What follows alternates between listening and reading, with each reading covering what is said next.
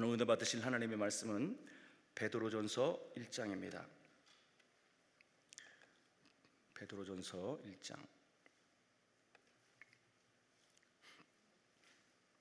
3절로 7절. 베드로전서 1장 3절로 7절까지의 말씀.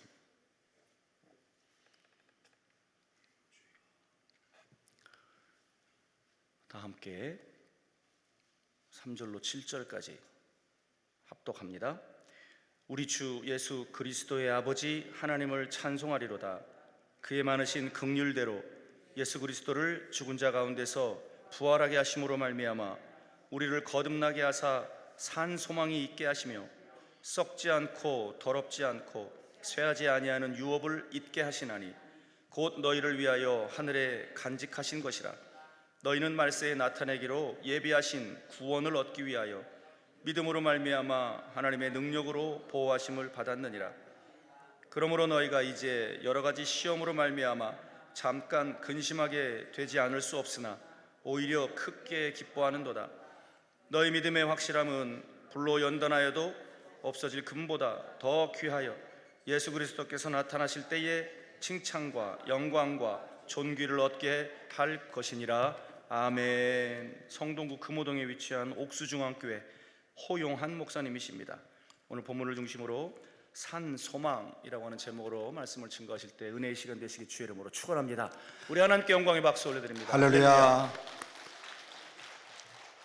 네, 오늘 오후 시간에도 피곤하실 텐데 또 이 시간에 또 말씀을 사모하는 심령들에게 하나님께서 우리의 마음의 말씀으로 충족하게 채워주시고 또 우리 마음에 소원하는 기도가 꼭 응답되어져서 기도원의 존재 이유는 다른 교회들과는 달라서 이곳에서 기도하면 응답받고 또 이곳에서 기도하면 하나님의 은사가 충만하고 또 각종 질병들이 고침받고 오늘 특별히 제가 이 기도원에 오면서 늘 생각하는 것은 오늘과 같은 이런 경제가 윤택하고 그리고 살기 좋은 시대에는 이 기도원에 잘 찾아오질 않아요.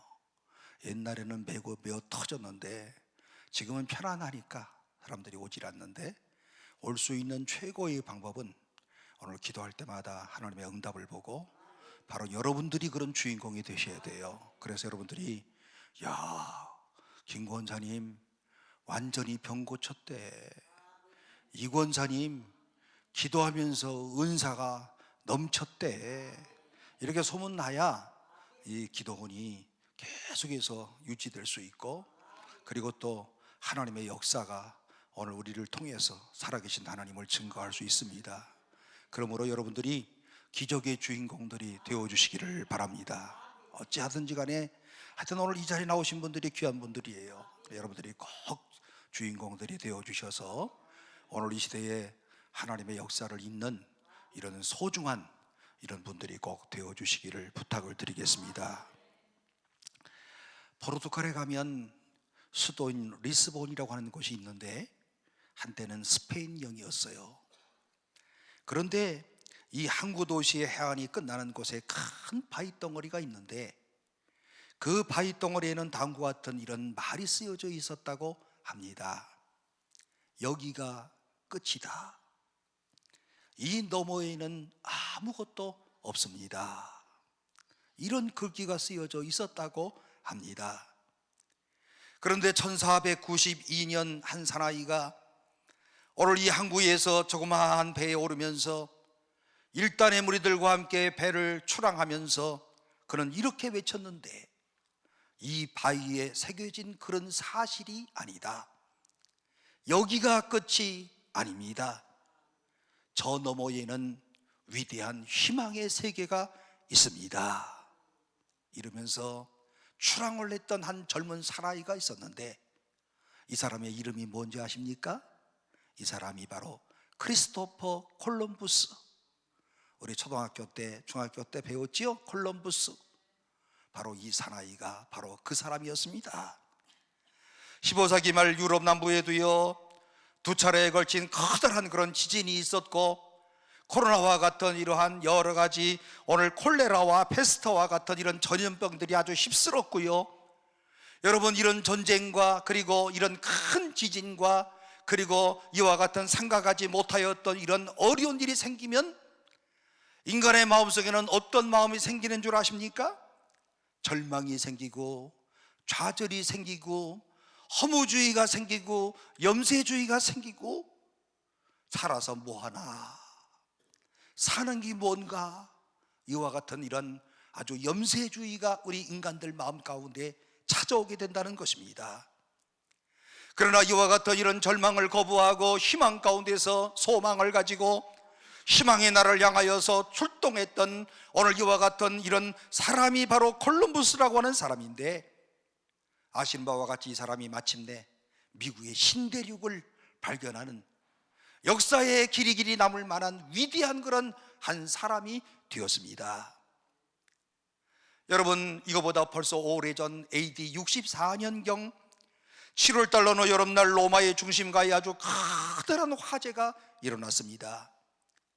잘 알려진 대로, 저 유명한 대로 황제가 저질렀던 그런 방화였었는데, 그는 불타는 로마의 도시를 바라보면서 광증으로 춤을 추면서 시도 짓고, 그야말로 불타는 로마 시내를 바라보면서 신바람나게 노래를 부르고 있었는데, 문제는 오늘 이어서 성난 로마 군중들의 항의가 시작되자 자기가 이런 방화를 했다고 하는 이 모든 일을 그는 면피하기 위하여서 오늘 이런 희생양이 필요했는데, 그리스도인들이 방화를 저질렀고 예수쟁이들이 이렇게 불을 질러 놨다, 이렇게 소문을 내기 시작하면서 그때로부터 예수 믿는 그리스도인들을 줄줄이 잡아다가 감옥에 쳐넣고 오늘 이들로 하여금 로마 원형 경기장으로 끌어왔고, 더러는 십자가의 형틀에 잡아서 죽이기도 하고 참수를 하기도 하고, 더러는 야생동물의 밥으로 그들의 그야말로 그리스도인의 이런 몸뚱어리가 갈기갈기 찢겨지는 이런 핍박과 박해 가운데서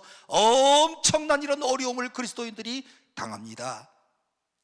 이것 때문에 대부분의 그리스도인들이 로마를 떠났어요. 그리고 소아시아로 이들이 도망을 갔습니다.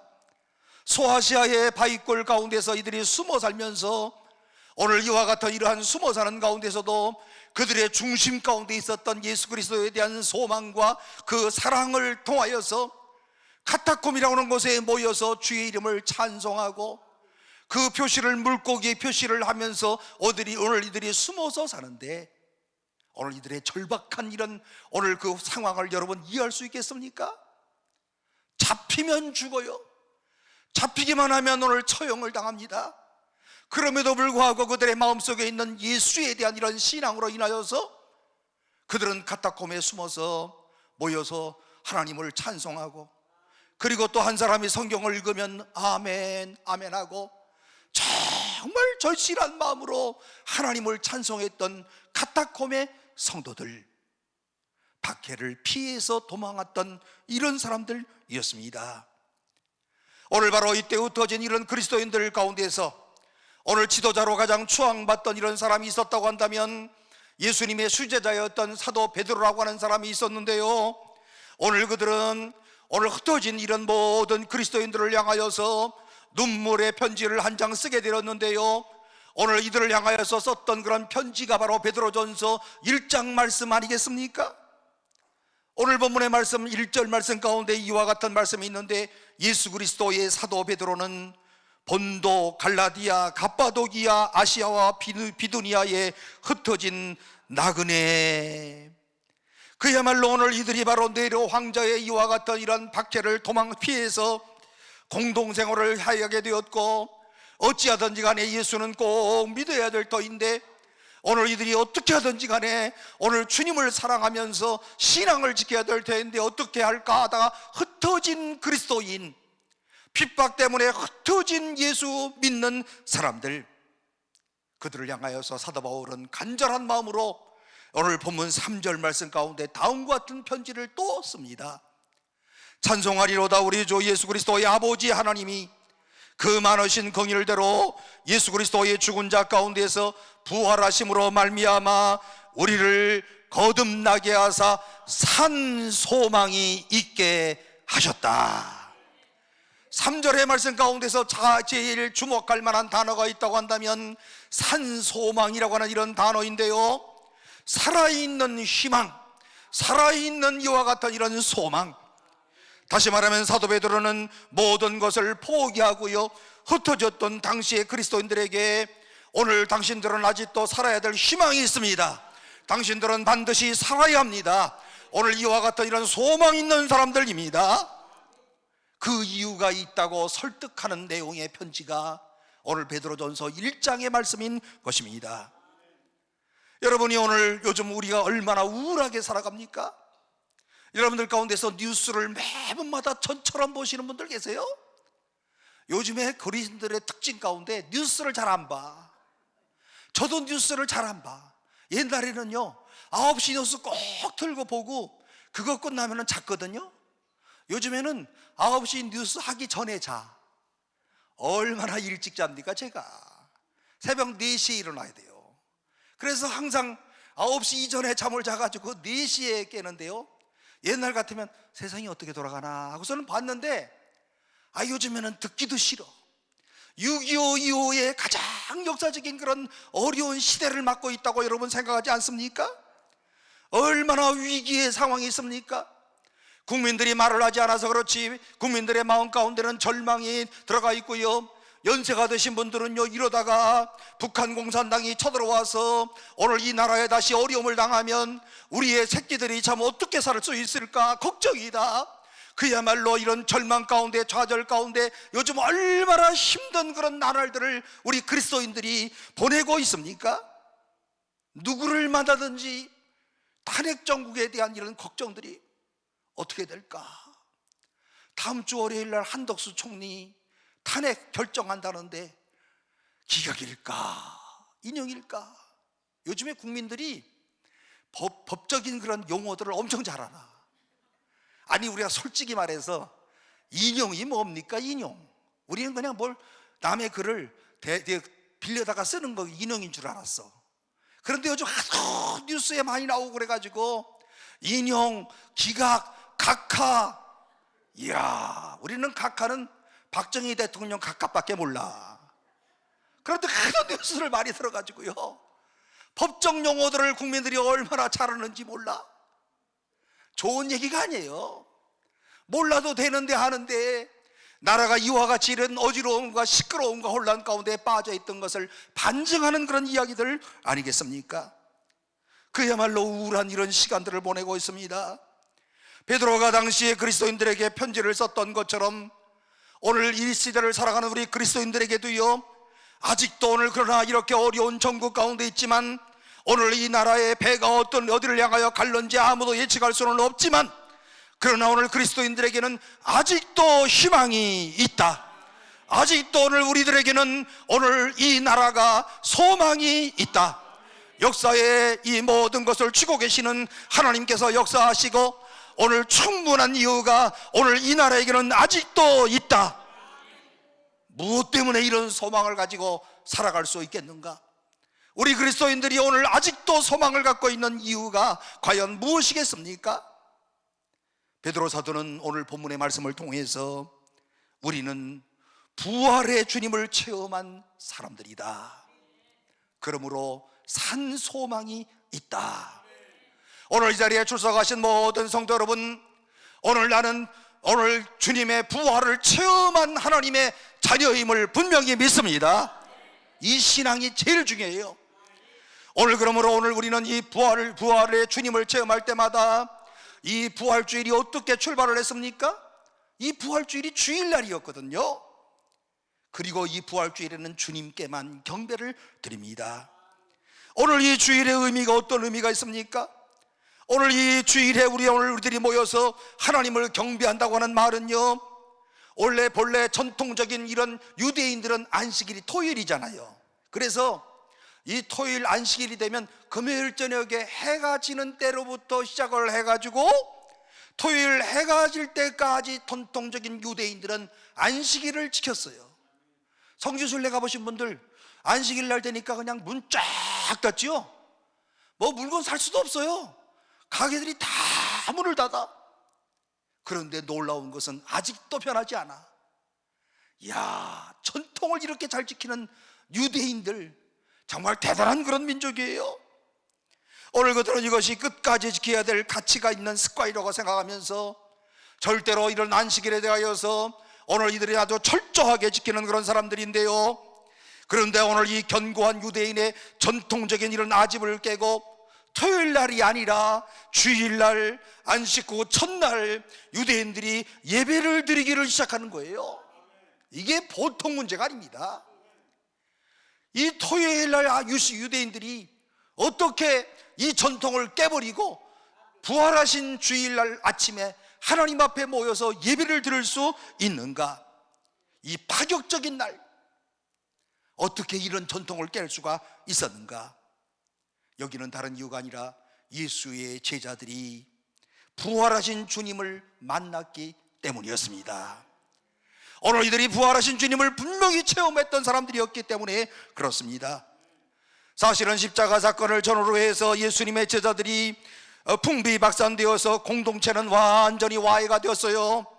그들이 여기저기 다 흩어졌습니다. 십자가를 지시고 예수님이 이제 무덤에 들어가시니까 예수님의 제자들이 다 이제는 끝났구나, 우리가 가졌던 모든 희망은 다 사라졌구나, 예수님은 이제 완전히 우리와 관계없는 사람이 되었구나, 메시아라고 믿었던 이런 사람들은 사실상 예수님을 포기하고 자기의 길로 다 떠나게 됐습니다. 대부분의 제자들은 다 보따리를 싸고 자기 고향으로 돌아갔습니다. 그리고 예수님과 함께 했던 이런 악몽 같은 시간들을 잊어버리고 이들 모두는 약속한 듯 자기의 길로 다 흩어지게 됐습니다. 흩어진 제자들, 체념한 제자들, 그리고 또 사라진 제자들. 그런데 이와 같이 흩어졌던 제자들이 약속이 난 듯이 한순간에 다시 모이기를 시작합니다. 그리고 오늘 이들이 목숨을 걸고 오늘 복음을 증거하는 새로운 공동체로 오늘 이들 가운데 태어나게 되었는데요, 오늘 이들이 흩어졌던 사람이 어떻게 모이게 되었을까? 사라졌던 제자들이 무슨 마음을 가지고 다시 모이게 되었을까? 이 변화를 가져다 준 이유가 도대체 무엇일까? 그것은 다른 것이 아니라 부활하신 주님을 만났기 때문에, 살아계신 주님을 만났기 때문에, 그 마음 가운데 예수가 나의 구주이심을, 그리고 십자가에 죽으셨다가 다시 살아나신, 분명히 살아나신 하나님의 아들이시라고 오늘 이들이 믿었기 때문에 십자가에 달리신 예수님을 본 후 실망했던 이런 제자들이 흩어질 때 이름 모를 예수의 제자들도 그의 고향이었던 엠마오 길로 가잖아요. 엠마오 길로 향하여 걸어가고 있었는데 누가복음 마지막 장의 말씀 가운데 보게 되면 그들의 얼굴은요 슬픈 기색을 하고 있었다, 이렇게 표현을 하고요, 낙심해서 고향의 길을 내려가고 있었다.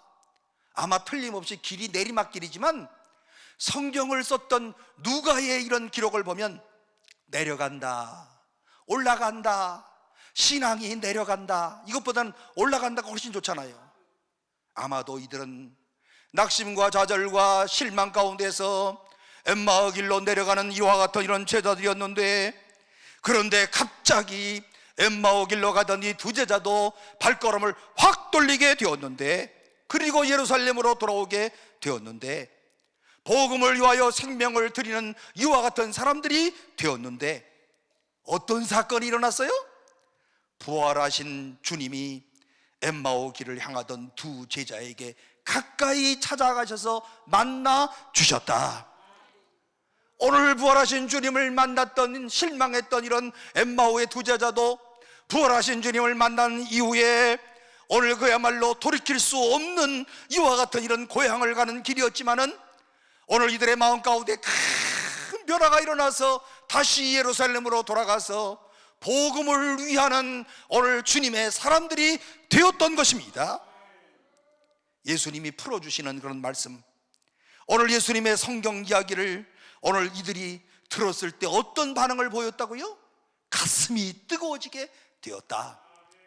오늘 저는 말씀 서론에서 말씀드린 것처럼 오늘 이 자리에 참석하신 우리 모든 분들이 오늘 이 시간에 주의 말씀을 들으면서 오늘 부족한 나의 말을 듣는 것이 아니고요, 성경에 기록된 말씀을 들으면서 여러분들의 심령이, 가슴이 뜨거워지는 역사가 있기를 주의 이름으로 축원합니다.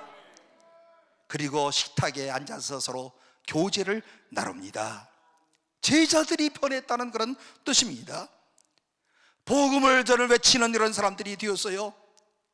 오늘 지금도 부활을 체험한 사람들이 토요일 날 모입니까? 주일 날 모입니까? 주일 날 모여요. 토요일 날 모이는 사람들이 있어. 누구요? 안식교들. 안식교는 이단이에요. 아시죠? 그러니까 우리 전통적인 크리스찬들은 주일날 꼭 모여요. 주일날 꼭 모여가지고 살아계신 주님을 찬양하고요, 오늘 예배의 자리에 성령이 임재하시고요, 오늘 나와 함께 하시는 하나님, 내가 드리는 예배를 받으시는 하나님, 그리고 나의 기도에 응답하시는 하나님, 오늘 이런 뜨거운 믿음을 가지고 기도하는 자들마다 오늘도 역사하셔서 이들의 심령 가운데 가슴이 뜨거워지고 응답받아서 기뻐하고, 그리고 이 응답으로 말미암아서 사람들에게 주의 복음을 전파하는 사람들이 되어지는 것 아니겠습니까? 주님을 만나면 이렇게 되는 거예요. 사랑하는 성도 여러분, 오늘 여러분들이 만났던 그 주님 다시 한번 심령에 회복되어지는 역사가 있기를 축원합니다. 이게 회복이 안 되니까 이게 문제예요. 그저 라오디게아 교회인들 같아. 뜨겁지도 않고 차갑지도 않고 나오긴 나오는데 맹맹해 전부가. 예? 여러분, 이게 신앙이 정말 이런 신앙으로 간다는 것이 얼마나 큰 걱정이겠습니까? 그러나 주님을 만난 분들은, 부활의 신앙을 체험한 사람들은 뭔가 좀 달라요. 부활의 신앙을 체험한 사람들의 심령 가운데는 무력한 모습이 아니고 부활하신 주님이 내 심령 가운데 계셔서 오늘 내 마음속에 날마다 역사하시고, 부활하신 주님으로 인하여 날마다 얼굴에 기쁨으로 충만하고, 부활하신 주님으로 인하여서 오늘 정말 나의 이 땅에서의 살아있는 동안의 사명이 무엇인가를 깨달아서 이 사명을 감당하려고 애쓰고 노력하고, 이게 부활을 체험한 사람들의 모습 아니겠습니까? 현대인들이 꼭 예수님이 부활 안 하신 것처럼 행동하고 있어요. 우리가 너무나 잘 아는 예화 가운데 종교개혁자인 마틴 루터, 1517년에 종교개혁을 하는데요, 여러분들 이때 루터의 나이가 몇 살인 줄 아세요? 34살. 이야, 요즘 여러분들 34살 그러면 어리다고 생각해요? 늙었다고 생각해요? 어리다고 생각하셔. 요즘에 노인들이 하도 많아가지고 안 돌아가셔. 교회만 나오면 90살 난 노인들 안 돌아가서 이게 걱정이야 또 사실은. 예? 웬만하면 가셔야 되는데 교회 잘 나오는 분들은 또 돌아가시질 않아. 장례식을 하면 꼭 교회 나오는 집사님의 어머니 돌아가셨다, 안 믿는 아버지 돌아가셨다. 그래서 장례식에 간다니까. 요즘에 교인들은 잘 안 돌아가셔. 예? 여러분, 그런데 루터가 34살밖에 안 됐어요. 34살에 난 뭐 했나 이런 생각 안 해요? 34살에 종교개혁했다니까. 이게 보통 일입니까? 그러나 루터도 우리와 똑같은 사람인지라, 지정의의를 갖고 있는 사람인지라, 감정에도 굴곡이 있었을 것이고 마음의 의지에도 굴곡이 있었을 것이고, 어떤 때는 신바람 나는 이런 때도 있었을 것이고, 어떤 때는 좌절하는 그런 때도 있을 것이고, 종교개혁을 하는데요, 죽인다는 그런 위협이 나오고요, 교황으로부터 또 소환장을 받고요, 파면 소환장도 받고. 여러분, 그럴 때 마음에 갈등이 생기겠어요? 안 생기겠어요? 생기죠. 우린 목회하면서 교인들이 한마디만 해도 마음에 상처 입어. 예? 그런데 목숨 걸고 하는 이런 루터의 종교개혁이 얼마나 위대한 일이겠습니까? 루터는 종교개혁 말기쯤 돼서 실망했어요. 내가 뭐라 이거 하나, 이렇게 안 하면 내가 편안하게 살 수도 있는데, 얼마든지 내가 부귀영화를 누리면서 살 수 있는데, 이런 생각을 하면서 오늘 그는 그야말로 이 모든 종교개혁을 사실상 포기하고 자리에 누웠고, 그리고 그는 녹두리처럼 모든 것이 끝났다, 나는 더 이상 내가 하지 말자, 여기에서 개혁의 이 모든 것을 끝내자, 그랬을 이런 순간에 루터의 아내가 찾아왔어요. 찾아온 게 아니라 방에 들어와서 들어오는데 상복을 입고 들어왔대잖아요. 그러니까 이 여자도 엄청 지혜로운 거예요. 그냥 다른 여자들 같으면 막 싸우자고 덤빌 텐데 상복을 입고 쫙 들어와가지고 루터가 깜짝 놀래가지고 아니 여보 누가 죽었어? 그랬더니 이 여자가 뭐라고 말했다고요? 예, 하나님이 돌아가셨어요. 아니 하나님이 돌아가시다니 무슨 소리요? 루터의 아내는 정색을 하며 말을 합니다. 여보, 하나님이 안 돌아가셨다면 당신이 오늘 그렇게 실망하여 누워있을 리가 없지 않소? 루터 아내의 한마디가 절망에 빠져있는 이 루터의 마음을 흔들어 깨웠습니다. 그렇지, 하나님은 살아계시지. 그렇지, 지금도 하나님은 살아계시지.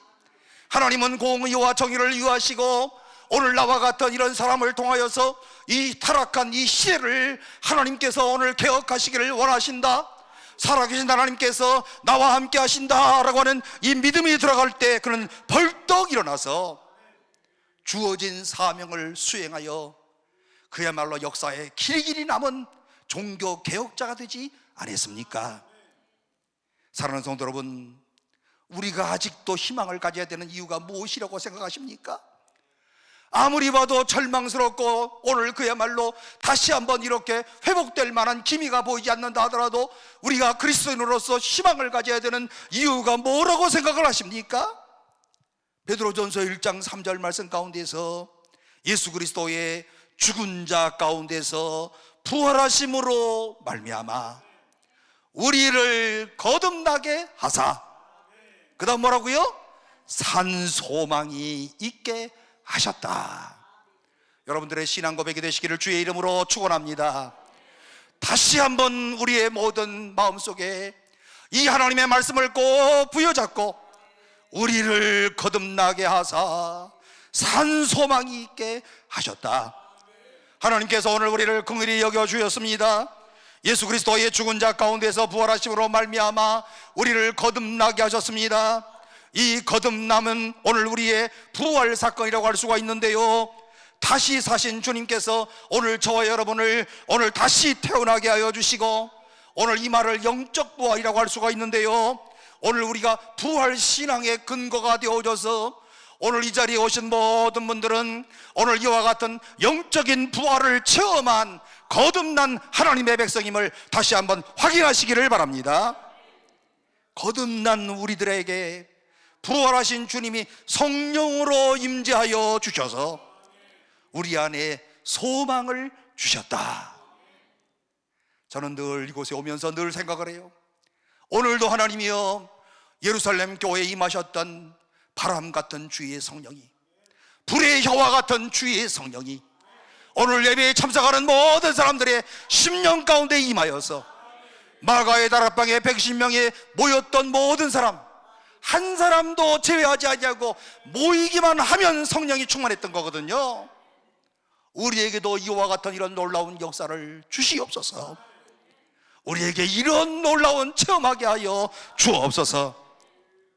이런 소망은 계속 우리로 하여금 새롭게 만들어 줍니다. 새로운 인생관을 갖게 만들어 주시고, 새로운 세계관을 갖게 하시고, 새로운 소망을 갖게 하시고, 새로운 안목을 가지고 인생을 살도록 역사하시는 부활하신 주님, 오늘 이 사실을 우리가 참으로 믿는다면 오늘 우리가 무력한 자리에 있어야 되는 이유가 도대체 무엇이겠습니까? 어느 옛날 벌써 오래전에 수련회를 하는데 청년들이 천국을 하는 거예요. 그런데 그 천국은요, 나사로를 주제로 하는 천국이었습니다. 나사로 아시죠? 죽은 지 며칠 만에 살아났어요? 나흘 만에. 예수님은 사흘 만에.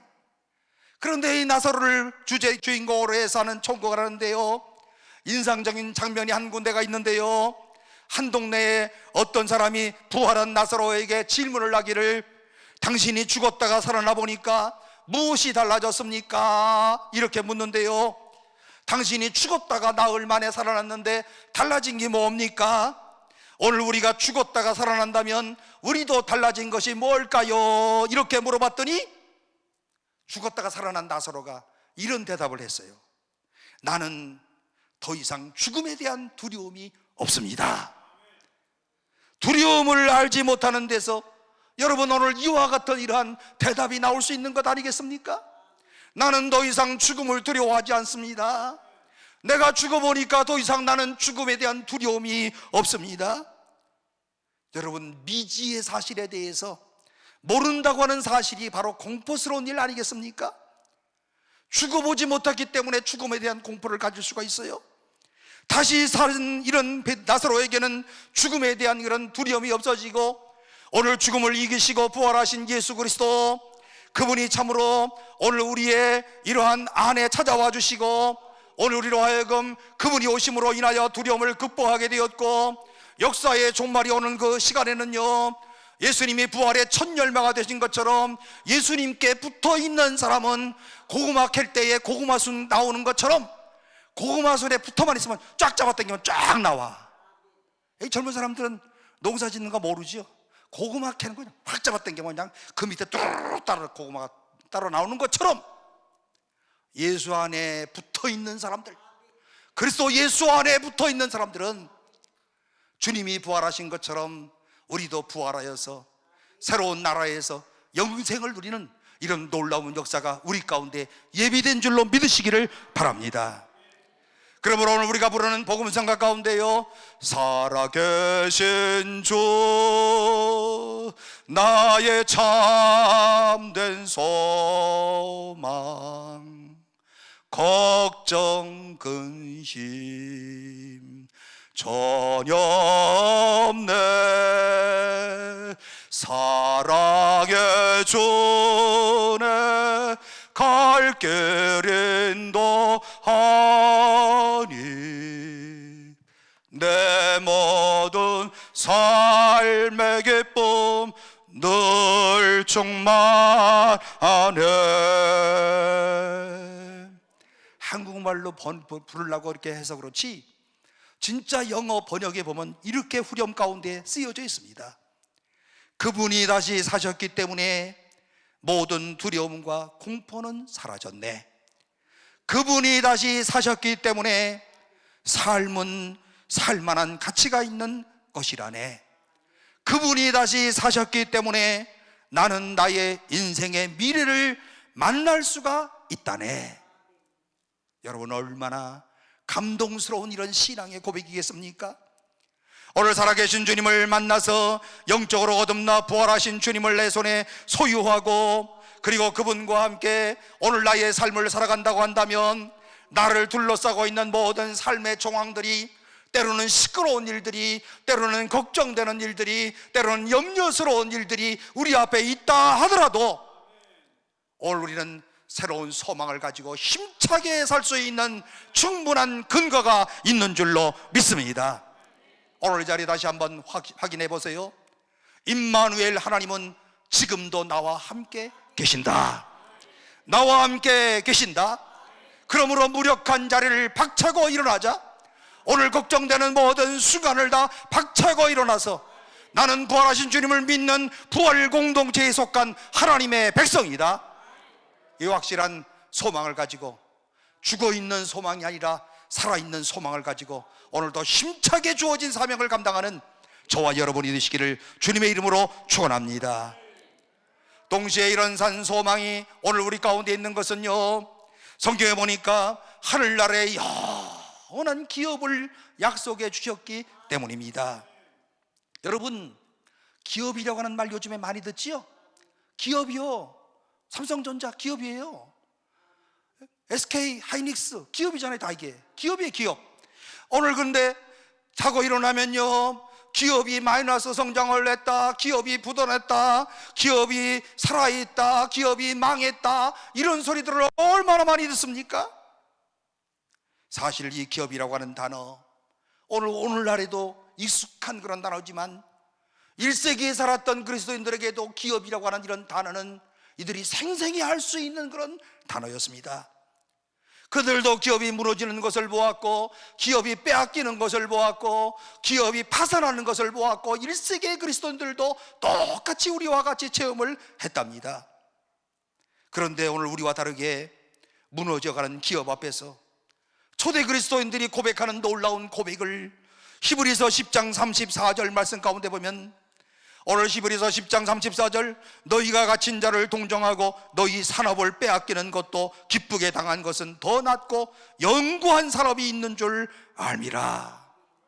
산업이 무너지고 빼앗김을 당합니다. 그런데 우리와 다른 것이 뭡니까? 산업을 빼앗길 때 기쁘게 당했다. 왜요? 오늘 그들은 이 땅에서의 모든 산업과 기업이 무너진다 할지라도 오늘 이들이 기쁘게 당할 수 있었던 이유가 있다고 한다면 그 다음 구절이 중요한 구절인데요, 더 낫고 영구한 산업이 있는 줄 확신한다. 오늘의 지상에서의 모든 기업이 무너진다 할지라도, 지상에서의 산업이 무너진다 할지라도 더 낫고 영구한 산업이 우리에게 있는 줄 알미라. 안다는 말이 확신 플러스 확신 플러스 확신이에요. 나는 확실히 안다. 그들이 지상에 있는 기업은 잃어버려도 결코 희망을 포기하지 않는 중요한 이유가 있었습니다. 더 낫고 영구한 그런 산업이 있고, 빼앗기지 아니하는 기업이 있고, 흔들리지 아니하는 이런 기업이 있고, 영원한 기업을 소유한 하나님의 자녀들이기 때문에 그렇습니다. 여러분, 이것이 지상의 모든 고난과 시련을 이기는 초대 그리스도인들의 저력이 되었고 생동하는 기쁨이 되었고, 남이 볼 때에는 아니 저런 상황 가운데서 무슨 기쁨이 있어? 저와 같은 이런 어려움 가운데서 어떻게 저들이 저렇게 살아날 수 있을까? 그러나 초대교회 그리스도인들은 그렇게 생각하지 않았어요. 사도 베드로는 오늘 본문의 말씀에 똑같은 말씀으로 권면하는데, 베드로 사도는 오늘 본문의 말씀 가운데 뭐라고 말씀합니까? 썩지 않고 더럽지 않고 쇠하지 아니하는 기업을 있게 하시나니 곧 너희를 위하여 하늘에 간직하신 것이라. 하늘나라의 기업을 말씀하고 있습니다. 오늘 이 기업을 가리켜서 어떤 사람은 이 기업을 아주 구체적으로 세 가지로 나누어서 설명하는데요, 첫 번째는 이 기업은 썩지 않는 기업이다. 다시 말하면 영원한 기업이다. 두 번째는 더럽지 않은 기업이다. 거룩한 기업이다. 세 번째는 쇠하지 아니하는 기업이다. 불멸의 기업이다. 이 영원한 기업을요, 나를 위하여 예비하셨다. 오늘 사랑하는 성도 여러분, 오늘 이 시간에 영혼의 눈을 떠서 나를 위하여 예비하신 이 하늘의 기업을 오늘 다시 한번 여러분의 눈으로, 영적인 눈으로 바라보시는 축복이 있기를 바랍니다. 나를 위하여 예비하신 영원한 기업, 거룩한 기업, 불멸의 기업. 나라고 하는 말이 중요해요. 어디에다가 간직했다고요? 하늘에 간직하신 것이라. 빼앗길 수 없다는 거예요. 지상에서는 빼앗길 수 있어도, 지상에서는 파산을 당해도 절대로 빼앗기지 않는 그런 기업이다.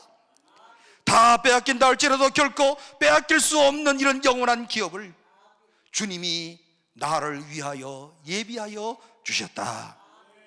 이 소망의 기업을 하나님께서 어떻게 보장하시는지 그 다음 절을 보시면 5절에 너희가 말세에 나타나기로 예비하신 구원을 얻기 위하여 믿음으로 말미암아 하나님의 능력으로 보호하심을 입었나니.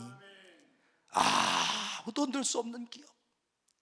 우리 그리스도인들은요, 세상에서 잠깐 동안 어려움을 당하고 힘들어도요, 영원한 기업의 소망을 가지고 살아가는 거예요. 발은 땅에 붙이고 살지만 눈은 하늘을 향하여서 보고 살아가는 거예요. 주님이 보시는, 우리를 부르시는 순간까지 그렇게 살아가는 사람입니다. 부도나지 않는 기업, 빼앗길 수 없는 기업, 탄핵 정국에도 영향받지 않는 그런 기업, 이 영원한 하늘나라의 기업을 무엇으로 보호하고 계신다고요? 하나님의 능력으로 보호하심을 입었다. 오늘 오전에도 말씀을 드렸던 것처럼 하나님의 능력 얼마나 귀한 것입니까? 이 하나님의 능력은 건설적인 힘이 있고요, 하나님의 능력은 또 파괴적인 힘도 있어서 때때로 우리로 하여금 연단을 요하고 훈련을 요하여서 잠시 잠깐 파괴도 하지만, 그러나 하나님께서 영원한 파괴를 하시는 것이 아니라 우리로 하여금 다시 건설하는 능력으로 우리를 더 윤택하게 만들어주시는 하나님. 이 기업이 영원한 이상 절대로 절망해서는 아니 됩니다. 오늘 사랑하는 성도 여러분, 혹시나도 세상을 살아가면서 마음에 너무나도 낙심되는 일들이 있습니까? 오늘 이 시간 주의 말씀을 통해서 마음의 위로를 얻고, 오늘 우리가 다시 한번 오늘 천국의 소망을 가지고 하늘의 기업을 바라보시는 복된 성도들이 꼭 되시기를 바랍니다. 이 시대야말로 천국을 회복해야 되는 그런 시대다.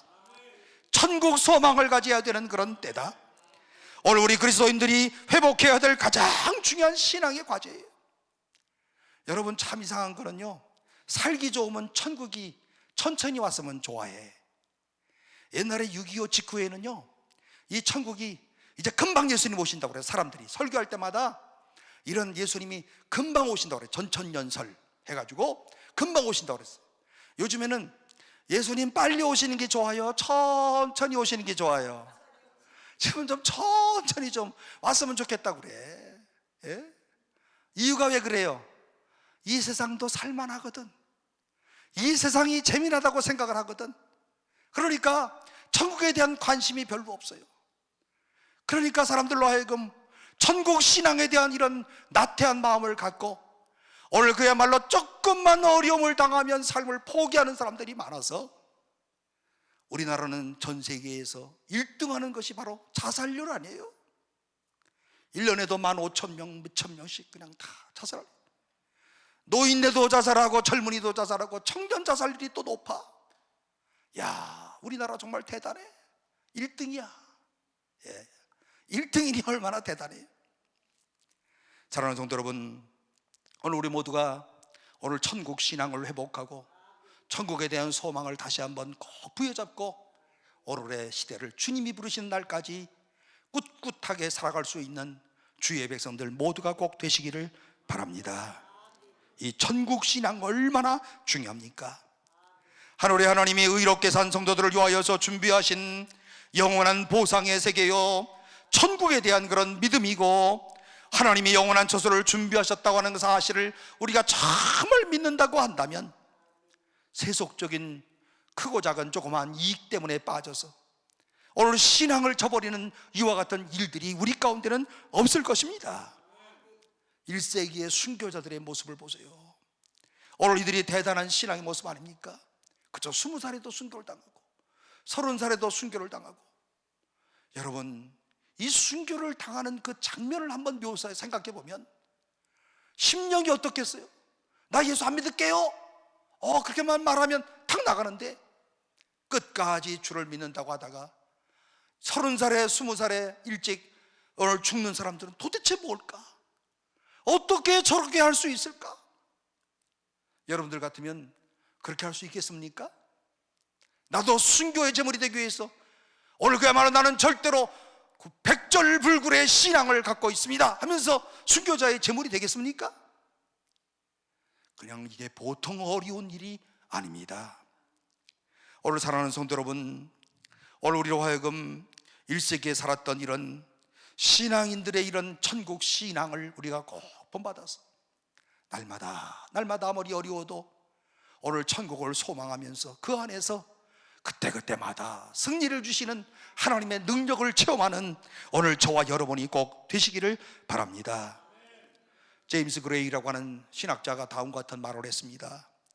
본향길 가는 것이 확실하다면 그 도상에서 조그마한 어려움이야 내가 얼마든지 이겨낼 수 있는 것 아니겠는가? 본향길 가는 것이 확실하다면 세상에 살아가는 날 동안에 크고 작은 조그마한 어려움이야 얼마든지 이겨낼 수 있는 것 아니겠는가?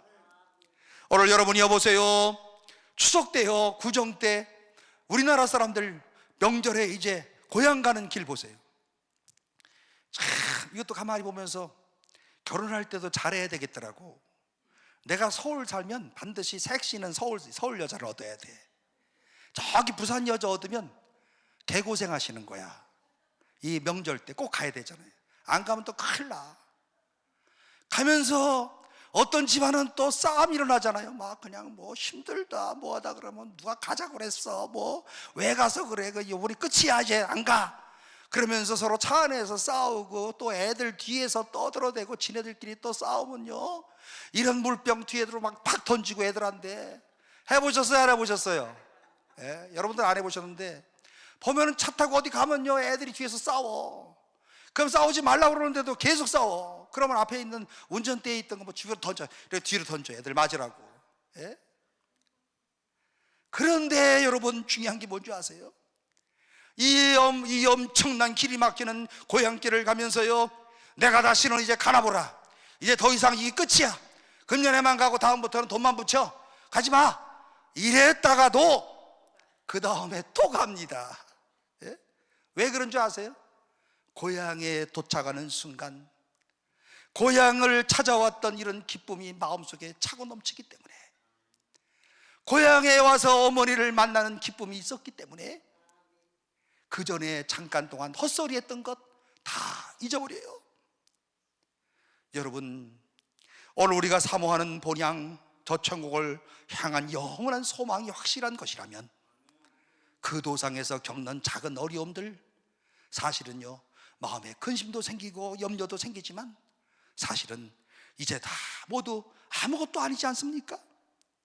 오늘 성경의 이 시대의 고난과 어려움에도 불구하고 성도들이 포기할 수 없는 이런 소망을 가지고 살아야 될 이런 귀한 그런 의미가 있다고 한다면요, 하늘나라의 영원한 기업이 나에게 보장되었다. 나는 그 하나님을 신뢰하며 내 인생 마치는 시간까지 영원한 기업을 향하여서 뚜벅뚜벅 걸어가서 마침내 나는 천국에까지 이룰 수 있다. 여기 오신 분들은 아마 천국 못 갈 사람이 한 명도 없을 줄로 믿어요. 이게 보통 믿음입니까? 여기 아까 아침에도 우리 목사님이 광고하는 것처럼 3, 4월 달에 이게 지금 보통 돌아다니기 암보다 밖이 더 좋아 요즘에. 그지요? 밖이 더 좋아. 뭐라 이렇게 쭈그리고 앉아 있어요? 졸면 또 창피하고 막 이런데, 안 그래요? 그런데 우리 마음속에서 흔들 수 없는 이런 마음이 있다고 한다면 천국에 대한 산소망, 그런 면에서 오늘 이 자리에 오신 분들은 다 지옥 갈 사람은 한 사람도 없는 줄로 믿습니다. 다 천국의 시민이. 그렇게 믿으시죠? 영원한 하늘의 기업을 꼭 가슴에 품으시기를 바랍니다. 동시에 오늘 우리가 이런 소망을 포기하지 말고 살아야 되는 또 이유가 있다고 한다면 오늘의 시련이 우리 믿음에 구체적인 유익을 주더라. 그것 때문에 오늘 우리가 소망을 가지고 살아갈 이유가 여기에 있습니다. 천국의 소망이라고 하는 것은 우리가 가진 이런 본질적인 소망이 아니고요, 그 소망과 함께 더불어 이 땅에 살아가면서 우리들의 삶 가운데 구체적인 유익을 주고 우리로 하여금 성숙하게 만들어주고 오늘 우리로 하여금 더러운 것들을 다 제하게 만들어주고 우리로 하여금요 하나님이 원하시는 아름다운 사람으로 점점 만들어주는 거예요. 어려운 고난이, 안 그래요? 오늘 여러분들도 이 자리에 오셔서 만약에 고난이 없었으면 여기 안 오셔.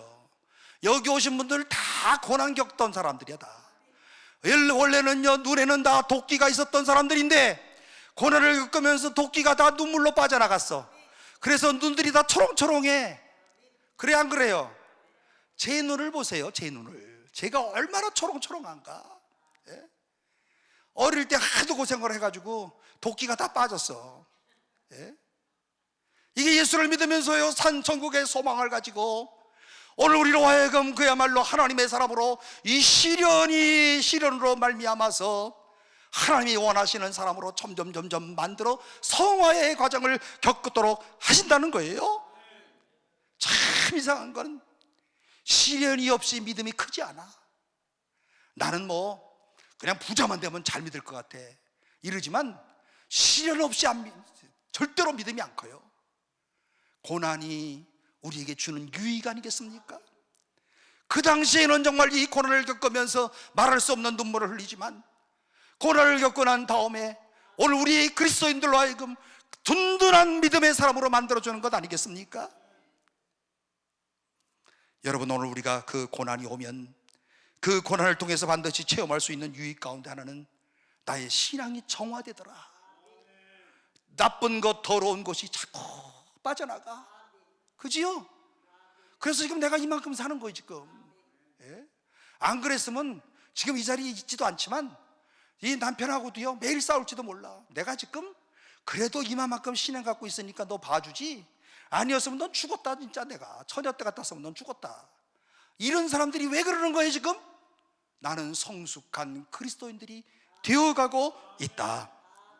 오늘 그러므로 다 그런 것은 아니지만 참된 성도라고 한다면 그들의 신앙이 점점 순수해질 거예요. 더 아름다워질 거예요. 더 영광스러워질 거예요. 오늘의 삶을 살아가면서 모든 사람들이 정말 신앙이 보석처럼 또 금처럼 빛나는 이런 신앙이 될 거예요. 6절 말씀 보세요. 그러므로 너희가 이제 여러 가지 시험으로 인하여 잠깐 근심하게 되지 않을 수 없었으나 오히려 크게 기뻐하도다. 여러 가지 시험. 아니 글쎄 웬 시험이 그렇게 많아. 여기 여러 가지 시험은 형형색색의 시험. 오늘 여러분들 시험 없는 사람이 어디 있어요? 저도요 시험이 오전에 해갖고 아마 목사님은 좋겠다 그러겠지만 저도 시험이 많아. 예. 얼마나 힘든지 몰라. 여러분 시험 없는 사람이 어디 있어요?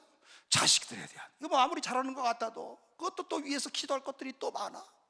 그리고 아무리 편안하게 사는 것 같아도 웬 그런 여러 가지 시험들이 있는지. 육체적인 그런 질병, 오늘 여러분들 가운데서 한 가지 이상 육신의 질병 없는 사람 일어나 보세요 한번. 나는 한 가지 병도 없어. 이런 사람 일어나 보세요.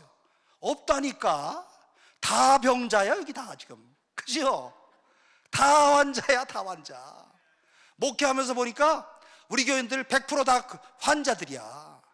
다만 병원에 입원했냐 안 했냐, 집에서 쉬냐 교회 오느냐, 아파서 쩔뚝거리면서도 교회 오냐 안 오냐 거기에 차이지. 다 환자들이야 다 환자들. 육체적인 질병. 야, 또 그리고 육체적인 질병에 걸렸는데 인간들끼리 왜 그렇게 서로 싸우고 아웅다우고 증오하고 미워하고 난리 발광을 치고 수근거려. 이것도 시련이에요. 또 경제적인 그런 어려움이 있어요. 또한 자식들로 인한 고통들이 있어요. 그러므로 베드로전서에서 내가 여러 가지 시험을 만났다. 시험 없는 사람이 없어요. 시험 앞에서 우리들도 근심해요. 오래 근심하는 사람이 아니고 얼마만큼만 근심해요? 잠깐만 근심해요. 오래 근심하면 불신앙이야. 근심은 우리도 똑같이 해요. 그런데 근심의 기간이 달라. 잠깐 근심해, 잠깐 염려해. 그러면 그 염려하는 그런 시간에 뭘 해요? 빌립보서 4장 6절 이하의 말씀처럼 그때 염려하지 말고 기도와 간구로 너희 구할 것을 하나님께 아뢰라. 하나님의 평강이 너희를 이끌어 주시리라. 염려는 누구나 다 하는 것이고 근심은 누구나 다 있는 것이지만 절대로 근심 안 하는 성도가 없지만 오늘 우리가 그리스도인이기 때문에 절대로 염려 안 하는 사람이 아니라 근심은 당연하지만 그런데 여러 가지 일로 인하여 나도 근심하지만 믿음의 사람들이라고 한다면 이 근심을 극복하는 사람이 그리스도인인 줄로 믿습니다. 근심은 같이 하지만 근심을 극복하는 사람이 크리스찬이다. 믿으십니까? 그러므로 그 우리의 근심 잠깐만, 아시겠죠? 잠깐만 근심. 잠깐 근심 안 하는 사람은 정신병자로 가야 돼. 예? 치매 걸린 사람만 그래. 근심 절대로 안 해. 치매 걸린 사람은요. 그런데 근심 다 해요. 안 하는 사람 누가 있어요? 잠깐 내가 근심하지 아니할 수 없었으나 그 다음 구절이 중요해요. 오히려라고 하는 말이 얼마나 우리의 마음을 만져줍니까? 오히려 내가 기뻐하도다. 근심을 넘어서서 마침내 얻는 기쁨이 있고 커다란 이런 기쁨의 이유가 되는 것을 오늘 성경의 말씀 가운데 7절 말씀 가운데 그 대답이 나오는데 너희 믿음의 시련이 불러 연단하여도 없어질 금보다 더 귀하여 예수 그리스도의 나타나실 때에 칭찬과 영광과 존귀를 얻게 하려 함이라. 믿음의 시련이라고 하는 말이 중요합니다. 오늘 그야말로 성도로 부름받은 이런 하나님의 자녀들에게는 모든 종류의 시험이 결국엔 믿음의 시련이다. 오늘 우리로 하여금 믿음을 더욱 강화시켜 주기 위하여서, 우리로 하여금 뜨거운 믿음의 사람들로 성숙시키기 위하여서 하나님께서 허용하신 시험이다.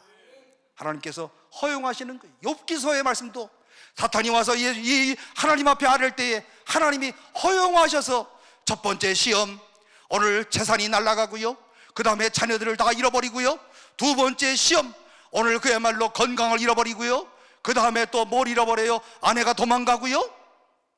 그런데 이 모든 시험의 결국은 욥으로 하여금 하나님께서 그야말로 이 시련을 통하여서 믿음의 사람으로, 인내의 사람으로 우뚝 세우는 놀라운 축복이 있지 않았습니까?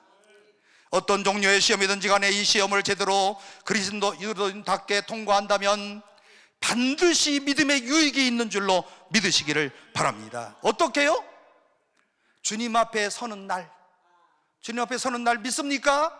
그날의 칭찬과 영광과 하나님 앞에 존귀를 얻는 자들이 될 것이다. 오늘 하나님께서 우리로 하여금 얼마나 고생했니?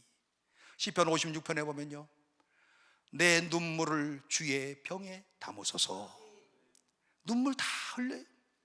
주의 병에 담으셔서 주님을 만나는 그 순간에, 그래 잘했다, 오늘 너희가 정말 힘든 그 믿음의 시련을 이겼구나. 물론 하나님께서 감당할 수 있는 오늘 이런 모든 능력을 주신 것은 사실입니다. 그렇지만 하나님께서 오늘 우리로 하여금 만나는 그날의 칭찬과 영광과 존귀를 얻도록 하신다. 이게 바로 믿음의 유익이에요. 오늘 우리의 믿음의 시련이 마침내 궁극적으로 가져올 빛나는 그런 유익들이 있습니다. 이것이 확실하다면 잠시의 고난 앞에서도 오늘 우리가 움츠러지거나 위축되지 말고 오늘 우리가 힘차게 살아야 되는 이유가 바로 여기에 있는 것 아니겠습니까? 사도 베드로는 이 말씀을 계속하면서 드디어 베드로전서 3장 14절 15절 말씀 가운데, 그러나 의를 위하여 고난을 받으면 복 있는 자니 그들이 두려워하는 것을 두려워하지 말며 근심하지 말고 너희 마음에 그리스도를 주로 삼아 거룩하게 하고, 너희 속에 있는 소망에 관한 이유를 묻는 자에게는 대답할 것을 미리 예비하되 온유와 두려움으로 대답할 것을 미리 예비하라. 베드로 사도의 이 말씀 얼마나 가슴을 쳐미는, 오늘 우리의 마음을 울리는 그런 말씀이겠습니까? 그리스도인들이 우리가 달라져야 되지 않겠어요? 사랑하는 성도 여러분, 오늘 우리가 이 말씀을 꼭 부여잡고 날마다 조금씩이라도 달라지고 변화되어지는 이런 귀한 역사가 우리 가운데 있기를 바랍니다. 베드로전서 4장 12절, 사랑하는 자들아 너희를 연단하려고 오는 불시험을 이상한 일 당하는 것 같이 이상히 여기지 말고, 불시험이 올 수도 있다, 어려운 시련이 올 수도 있다. 그러나 불시험 앞에서 너는 그야말로 두려워하지도 말고 소동하지도 말라. 그리고 너희 마음에 그리스도를 주로 삼아. 얼마나 좋은 말씀입니까? 그리스도를 너희 마음에 주로 삼아 거룩하게 하고, 너희 속에 소망이 있는 이유를 묻는 사람들에게 대답할 것을 항상 예비하며 살아가라. 내 속에 그리스도가 계십니다. 내 속에 살아계신 예수 그리스도가 계십니다. 항상 예비하고 있다가 온유함으로 그리고 두려움으로 항상 준비하라. 사랑하는 성도 여러분, 오늘 우리가 다 걱정과 염려하고 그리고 참 힘든 그런 세상을 살아갑니다. 상대적인지라 경제가 발전하고 편안했지만 그 나름대로 또 걱정이 너무 많아요. 옛날에는 가난해서 걱정이 있는데 지금은요, 생각지 못하였던 이런 근심 걱정들이 너무 많아요. 그런데 이런 걱정이 모든 사람에게 산재해 있지만 여러분들이 당당하게 위축되지 않고 살아간다고 가정해 보세요. 너는 괜찮니? 너는 어떻게 그렇게 염려하지 않고 살아가니? 사람들이 이렇게 물어보면서 너는 아마 니네 집에 금고에 달러가 많은가 보다. 그럴지도 몰라요. 그런데 여러분, 돈이라고 하는 것이 힘입니까? 아니잖아요. 우리 교회 장로님 한 분이 그러시더라고요. 목사님, 우리 꽤 잘 사시는 분이에요. 저보고 그래요. 목사님, 사람이 죽을 때 자기가 갖고 있는 부자든 가난한 사람이든 10분의 1만 쓰고 죽는데요. 그래서 가만히 생각해 보니까 그런 것 같아. 여러분들도 그런 것 같아요? 그래서 내가 겉으로 말은 안 했지만 속으로, 장로님도 10분의 1밖에 안 쓰고 죽으니까 10분의 9는 좀 남들을 위해서 좀 구제 좀 해. 목회를 하면서 속으로 말하는 거 엄청 많아. 예? 매일 모아 그냥 계속. 예? 매일 여행만 다니고. 아유, 좀 여행 좀 그만 다니고 좀 어려운 사람들한테 좀 여행 갈 돈 좀 내지. 이런 마음이 드는데 말은 안 해. 제가 얼마나 지혜가 있습니까? 말 안 해. 가만 내버려도 기도할 뿐이죠. 여러분, 달러가 많아서 소망이 있는 것 아니에요. 돈 좀 넉넉하게 있다고 해서 오늘 이들이 소망이 있는 것 아니에요. 하늘나라에 소망이 있고 살아계신 주님이 내 안에 있고 내 속에서 역사하시는 성령의 능력이 있기 때문에 내가 소망이 있고 기쁨이 있는 거지. 돈 때문에 소망이 있다는 사람은 얼굴에 기름기가 달라. 벌써 우리하고의 얼굴 형태가 달라. 돈이 있어서 거드름 떠는 사람들, 그래 안 그래요? 벌써 얼굴 색깔이 달라. 산소망을 가지고 살아가는 얼굴은 그야말로 천국에서 빛나는 얼굴 같아. 아이고, 권사님 얼굴이 어떻게 그렇게 이뻐? 이쁜 걸 뭐 미스 코리아라서 이쁜 게 아니야. 얼굴에 광채가 난다는 뜻이에요. 안 그래요? 여러분들 가만히 보면 사실은요, 우리가 알다 보면 돈도 별로 없는데 얼굴에 그냥 편안한 게만 쫙 흐르는 사람이 있잖아. 그 사람이 바로 산소만 가지고 있는 그리스도인인 줄로 믿으시기를 바랍니다. 여러분, 사도 베드로의 오늘 그 이야기를 분명하게 그런 고백을 하는데, 그들이 두려워하는 것을 두려워하지 말며 근심하지 말고 너희 마음에 그리스도를 주로 삼아 거룩하게 하고 너희 속에 있는 소망의 이유를 묻는 자에게는 대답할 것을 항상 예비하라. 아무리 캄캄한 이 시대를 살아간다 할지라도 오늘 나는 절대로 빼앗기지 못한 않는 소망이 있습니다. 흔들릴 수 없는 그런 소망이 있어요.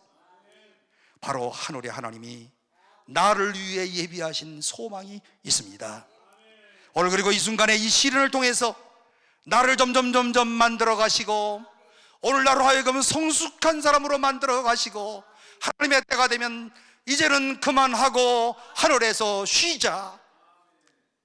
여러분, 섭섭한 것 같아도요, 얼마나 멋있어요. 저도 벌써 그럴 기도를 할 만큼의 나이가 엄청 90살은 아니지만 지금부터는 생각하고 그런 기도를 드리고 있어요. 하나님, 멋진 부름이 있게 해주세요. 모든 사람들이 부러워할 만한 이런 마지막 순간이 있게 해주세요. 여러분들도 다 그런 기도의 제목을 갖고 있는 것 아니겠습니까?